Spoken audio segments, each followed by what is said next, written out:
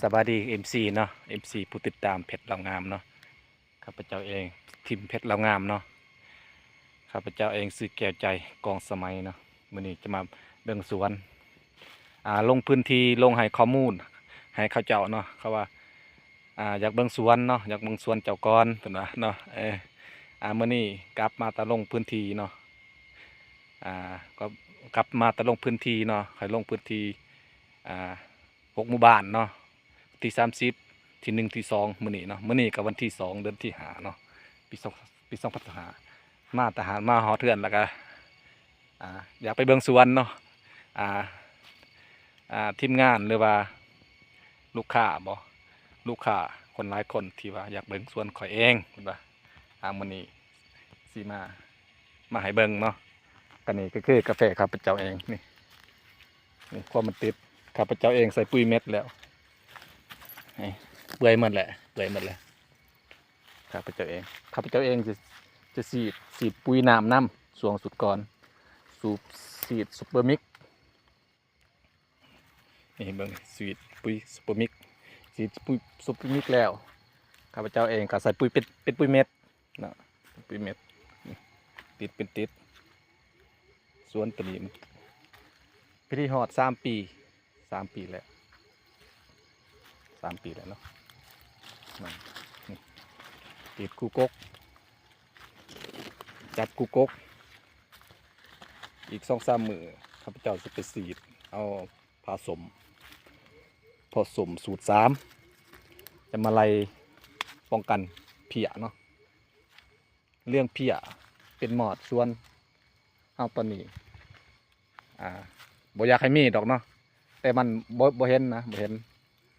มีส่วนหน่อยเนาะมีส่วนหน่อยเขาตามปกติมันนั่นแหละเนาะข้าพเจ้าเก็บเองแล้วข้าพเจ้าก็ฉีดป้องกันนะก็เลยมันบ่มีถ้าว่ามันเขาแล้วเขาฉีดบ่ได้ป้องกันมันก็จะเข้าร้ายไปซะเอาต่อไปจะไปเบิ่งสวนทางข้างๆเนาะสวนข้างๆนี่เขาเจ้านี่แหละทางให้ปีเดียวปลูกกาแฟปีเดียวเนาะแต่เขาปลูกมัน2 ปี 3 ปีนี้เนาะแต่ว่ากาแฟจังซี่แหละแต่เขาเจ้าทางปีเดียวไปปลูกกาแฟปีเดียวบ่ฮู้ว่าเขาใส่ปุ๋ยหรือบ่ฮู้ว่าเขาใส่ธรรมชาติเนาะเขาเจ้าอยากได้2 ทางเนาะ2 ทางหนึ่งก็คืออยากได้กาแฟหนึ่งอยากได้มันต้นเนาะ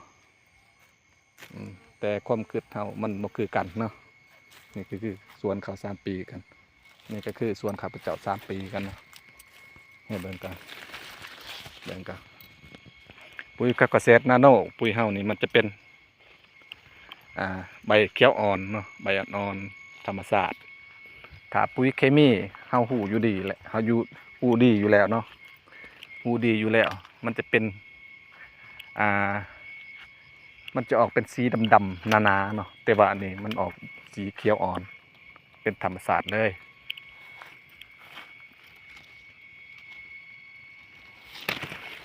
จับมื้อนี้วันที่2มื้อนี้ที่2เดือนที่5 2025เบิ่งสวนลายมือแล้วมีแต่ไปลงข้อมูลเกี่ยวกับปุ๋ยกับเกษตรนาโนลูกค้าหรือว่าMC ผู้ติดตามเขาอยากเบิ่งสวนข้าพเจ้าตัวจริงเนาะนี่แหละตัวจริง